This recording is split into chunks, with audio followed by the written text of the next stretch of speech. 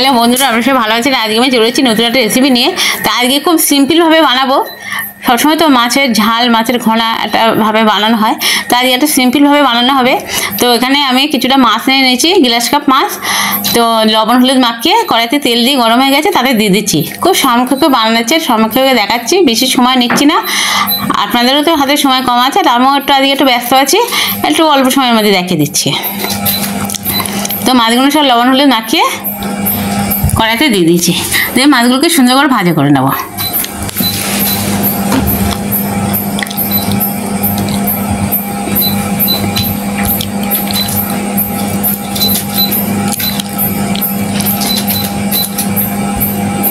মাছগুলোকে বেশ একটু ভালো করে কড়া করে ভাজা করে নিতে হবে।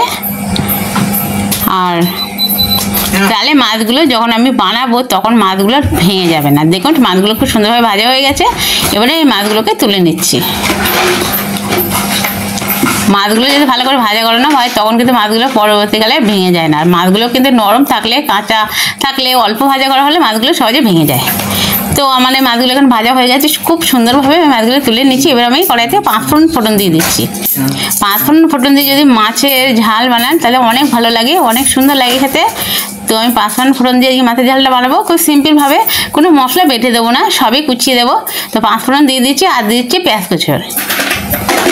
পেঁয়াজ কুচি দিলাম, তো পেঁয়াজটা একটু বেশি করে দিয়ে দিলাম। তা এখানে পেঁয়াজটা একটু লাল লাল করে ভাজা করে নিয়ে নিয়েছি।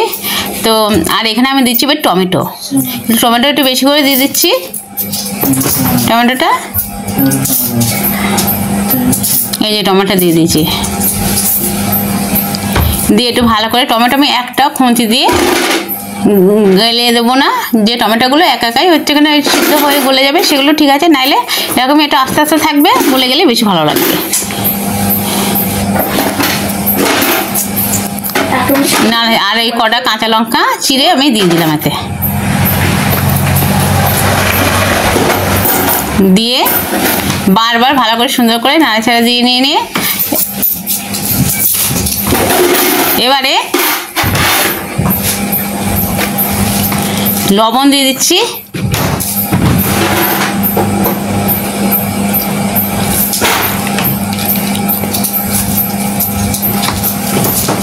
হলুদ গুঁড়ো দিয়ে দিচ্ছি।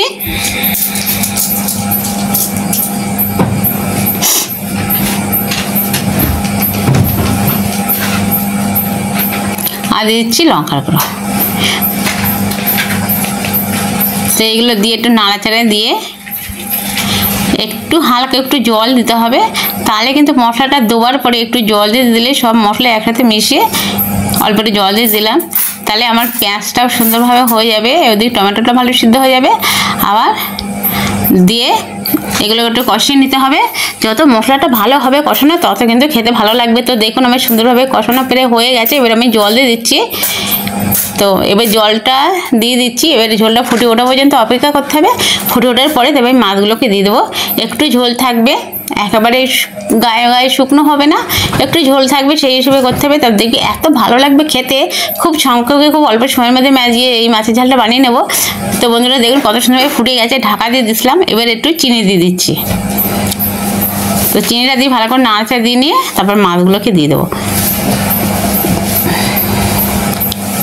এই যে সবসময় তো বাটা মশলা দিয়ে করা হয়, তো বাটা মশলা সবসময় খেতে খেতে আর খেতে ইচ্ছা করছে না। যখন দেখবেন কিছু খেতে ভালো লাগছে না, কীভাবে কী রান্না করে খেলে ভালো লাগবে, তো এইভাবে একবার রান্না করে খেয়ে দেখবেন বন্ধুরা, অনেক ভালো লাগবে, অনেক মজা লাগবে। এই মাছের ঝালটা কিন্তু অনেক সুস্বাদু আর অনেক সুন্দর হয়েছে খেতে।